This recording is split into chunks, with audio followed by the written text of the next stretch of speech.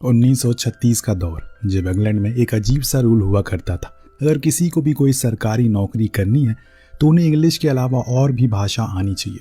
इसीलिए सभी लोग अलग अलग देशों या फिर कुछ अलग अलग दूर दराजों के कस्बों में जाकर वहाँ के रीति रिवाजों और भाषाओं को सीखा करते थे। जैसे कि आज जॉन सैरविक नाम का एक टापू पर जाता है और ये देश दुनिया से एकदम कटा हुआ है। यहाँ पर एकदम ही अलग रिवाज होता है जिससे धीरे धीरे जॉन प्रेरित होगा।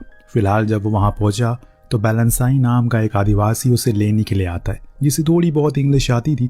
वो उसे हेनरी के पास लेकर गया जो यहाँ डिस्ट्रिक्ट मजिस्ट्रेट है और अंग्रेजी हुक्मरानों के लिए काम करता है, क्योंकि जिस जमीन पर वो अभी खड़े हैं वो अंग्रेजी हुकूमत के अंतर्गत आती है। तो अब हेनरी उसे लेकर उसी जंगल के इलाके से होते हुए अपने घर जाता है, पर उसके मन में एक सवाल था जो वो पूछ ही लेता है। उसके पास तो इतनी सारी जगहें थी जाने के लिए, तो उसने यही जगह क्यों चुनी? तब उसने बताया कि यहाँ उसके पिता भी पहले काम किया करते थे सरकार के लिए, उसके लिए ये जगह काफी महत्वपूर्ण है। अब हेनरी उसे आराम करने को कहता है क्योंकि कल सुबह इन्हें टापू पर जाना है जहाँ से उसकी नई शुरुआत होगी। ये कहानी में देखने में तो काफी सरल और स्वाभिमानी लगती है, पर इसमें धीरे धीरे करके जैसे आप आगे बढ़ेंगे आपको इसकी गहराई का अंदाजा होता चला जाएगा कि असल में हमें इसे दिखाने की क्या कोशिश की गई है। सुबह हुई तो हेनरी उसे लेकर उसी कबीले पर गया जहां उसके लिए अच्छा स्वागत का इंतजाम किया गया था। खास किस्म की ड्रिंक भी ऑफर की गई, लेकिन जॉन उसे पीने से मना करता है। तब बैलेंसाई उसे समझाता है इसे मना करना यानी कि बेइज्जत करने का प्रतीक माना जाता है, इसीलिए पी लो। तो वो पी गया। फिर नाच गाना हुआ, लेकिन बीच में ही जॉन को ड्रिंक के कारण उल्टियां होने लगी, जिससे उसकी तबीयत में काफी बदलाव आ गया। उसी दौरान उसने अंधेरे में कुछ लोगों को एक इंसानी सर को ले जाते हुए देखा। यह दृश्य उसे पूरी तरह से झकझोर कर रख देता है। अगले दिन वो जाकर हेनरी से इस बारे में वार्तालाप करता है। शायद ये जगह उसके लिए बनी ही नहीं, पर वो उसे समझाता है कि यहाँ के लोगों को चाइनीज घुसपैठियों के साथ कुछ भी करने की आज़ादी है और इसीलिए तुम इनकी चीज़ों से दूर रहो उतना ही बेहतर है। जिस चीज़ के लिए यहाँ पर आए हो वो करो और चले जाओ। इतने में वहाँ पर सरदार सलीमा नाम की लड़की को लेकर आता है जो बेहद ही खूबसूरत थी। हेनरी ने बताया ये आज से तुम्हारे साथ रहेगी, इसे थोड़ी बहुत इंग्लिश आती है जिससे तुम यहाँ की भाषा को समझ पाओगे, और हाँ ये तुम्हारी बीवी की तरह तुम्हारे साथ रहेगी। ये चीज़ जॉन को कुछ ठीक नहीं लगती, वो मना कर देता है। तो हेनरी उस पर गुस्सा करता और बताता है कि ये यहाँ का रिवाज है जिसे स्लीपिंग डिक्शनरी कहा जाता है। सलीमा ने तुम्हें खुद चुना है और जब उसे कोई परेशानी नहीं है तो फिर तुम्हें क्यों है? इसके साथ रहो और जैसा मैं कहता हूँ वैसा ही करो। जॉन भी मजिस्ट्रेट के ऑर्डर के आगे बेबस था। वो मान जाता है। अब रात होने पर हम दोनों को एक ही घर में देखते हैं। एक शेफ भी होता है जो उनके लिए अच्छे अच्छे पकवान बना कर लाता है, जिसे खाने के बाद सलीमा जॉन को उसके करीब आने का न्योता देती है, लेकिन वो इनकार कर देता है ये कहकर कि जहाँ से वो आता है वहाँ ये चीज़ें गलत होती है और इसीलिए मैं ये सब नहीं करूँगा। सलीमा भी बिना कुछ कहे सोने के लिए चली जाती है। और अगले दिन जब जॉन बाहर गया तो वहाँ पर बैलेंसिया उसके हाथ में एक थैला पकड़कर कहता है इसमें चाइनीज़ का सर है, जाओ इन्हें पका कर खा जाओ। जॉन ये सुनकर डर जाता है तो सब लोग उस पर हंसने लगते हैं। जो चीज़ सलीमा को पसंद नहीं आती इसीलिए वो उसे लेकर वहाँ से वापस घर आती है और कहती है अगर तुम्हें मेरे साथ नहीं रहना तो साफ साफ बोल दो, मैं ऐसे तुम्हारी बेइज्जती होते हुए नहीं देख सकती। तो जॉन कहता है कि ज़रूरी थोड़ी है उनके बीच में एक शारीरिक रिश्ता ही हो, हम दोस्त बनकर भी तो रह सकते हैं। लेकिन सलीमा उसे मन ही मन पसंद करने लगी थी, लेकिन वो वहाँ से बिल्कुल कुछ जवाब दिए बिना अंदर चली गई, यानी कि वो यहीं रहेगी। रात हुई, उसने फिर से उसके करीब आने की कोशिश की, लेकिन जॉन इस बारी गुड नाइट कहकर सो गया। यहाँ हम देख पाते हैं कि एक घर में रहने के बावजूद भी दोनों अलग अलग बेड पर सोते हैं। इस दौरान सलीमा उसे मजाक में कुछ ताने भी मारती है कि अगर तुम्हारी शादी हो गई तो तुम्हें पता कैसे चलेगा कि कैसे बीवी को खुश करते हैं। जॉन कहता है कि तुम इसकी चिंता मत करो, मैं क्लासेस ले लूंगा। ये बात दोनों के चेहरे पर मुस्कान लाती है। इस बीच जॉन ने एक सवाल किया, आखिर उसने उसे ही क्यों चुना? जवाब में आया क्योंकि वो दिखने में बहुत शरीफ और शर्मीला है, जो चीज़ उसे लुभा गई। अगले दिन घर पर बैलेंसाई आया, जिसने जॉन से पूछा मैंने सुना है कि तुम पानी में काफ़ी समय तक सांस को रोक सकते हो। उसने कहा कि हाँ, इसमें तो मैं माहिर हूँ। तब अब दोनों में कंपटीशन लग जाता है, देखते हैं कि कौन कितनी देर सांस को रोक सकता है। पूरा गांव वहाँ पर मौजूद होता है, जिनके सामने दोनों पानी में कूदते हैं, लेकिन बैलेंसाई पहले बाहर आता है, जॉन बाद में, जो देख सब हैरान रह जाते हैं कि उसने ये कैसे कर दिया। बैलेंसाई भी ये देखकर चौंक चुका था। जॉन ने उसे ऑक्सीजन सिलेंडर दिखाया और कहा कि इससे तुम कई घंटे तक ही नीचे रह सकते हो बिना बाहर आए। ये चीज़ इन गांव वालों के लिए एकदम नई थी, जिससे वो काफ़ी प्रभावित होते हैं और खासकर सलीमा, जिसके अंदर जॉन के लिए और ज़्यादा प्यार बढ़ जाता है। एक दिन वो उसे कुछ चीज़ें सिखा रही थी, तभी उसी दौरान दोनों एक दूसरे के करीब आते हैं। इतने महीनों में जिस एहसास को जॉन ने अपने अंदर दबा कर रखा था, आज वो उसे काबू नहीं कर पाता। दोनों इंटीमेट हो गए, जिससे सलीमा बहुत ज़्यादा खुश थी, क्योंकि उसे पता है जॉन एक अच्छा लड़का है।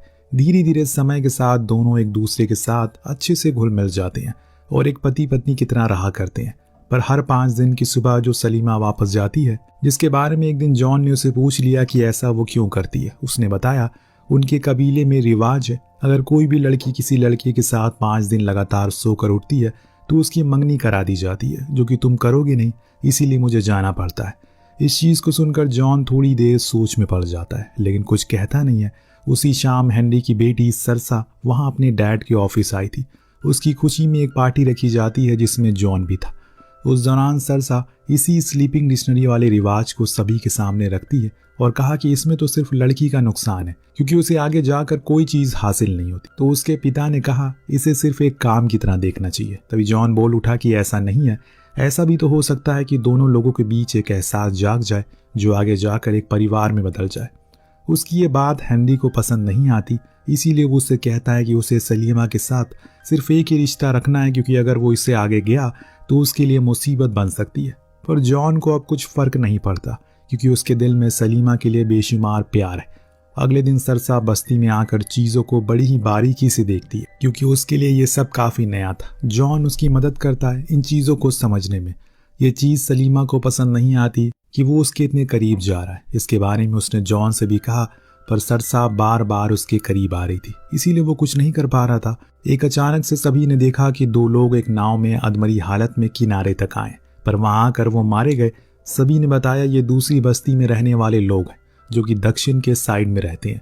पर इनकी मौत हुई कैसे, ये किसी को नहीं पता, लेकिन जॉन ये पता लगा कर रहेगा। वो सभी से कहता है कि मैं कल सलीमा बालंसाई और कुछ लोगों को लेकर उसी दिशा की तरफ जाऊंगा, ताकि पता लगा सकूं कि माजरा क्या है। उसी दिन सरसा की मां जॉन से अकेले में मिलती है। उसे कहती है कि उनकी बेटी लंदन से आई है, काफ़ी पढ़ी लिखी है, वो भी उसकी तरह पढ़ा लिखा है, तो क्यों ना वो दोनों शादी कर लें। लेकिन जॉन उस समय उन्हें कोई उत्तर नहीं देता और बिना कुछ बोले चला जाता है। शायद उसने कुछ और सोच कर रखा है। उस रात उसने और सलीमा के बीच तीखी नोकझोंक होती है, क्योंकि आज जो कुछ भी हुआ उसे वो कतई पसंद नहीं आया, जिस चीज़ को लेकर वो नाराज़ है। सुबह हुई, ये लोग अब उस बस्ती की तरफ जाने के लिए निकल पड़े। कुछ ही दूरी पर था, लेकिन वहां जाने पर इन्होंने एक भयानक दृश्य को देखा। एक बस्ती वाले सभी न जाने किन कारणों से बीमार होकर मर रहे हैं। इतने में इनके ऊपर गोली चल जाती है, तो ये हमलावर का पीछा करते हैं। वो नदी किनारे पहुंच गया, जहां इन्होंने देखा कुछ बाहरी लोग इन्हें जबरदस्ती काम करवा रहे हैं और यहाँ पर छुपे हुए सिल्वर को चुरा रहे, परंतु अभी ये कोई कार्रवाई नहीं करते और ऐसे ही चुपचाप वापस आते हैं। उसी बस्ती में ठहरी हुई सलीमा की हालत भी खराब होने लगी। पूछने पर उसने बताया उसने वही चावल खाया है जो यहाँ के लोग खाते हैं और उसमें जहर मिला हुआ है, जिससे कि कुछ ही दिन में लोगों की मौत हो जाती है। इसी बीच वहां पर वो कबीले वाले आ गए, जिन्हें लगा ये बाहरी लोग हैं और इन पर हमला करने की कोशिश करते हैं। लेकिन सलीमा उन्हें जंगली भाषा में समझाती है कि वो उसकी मदद करने के लिए आए।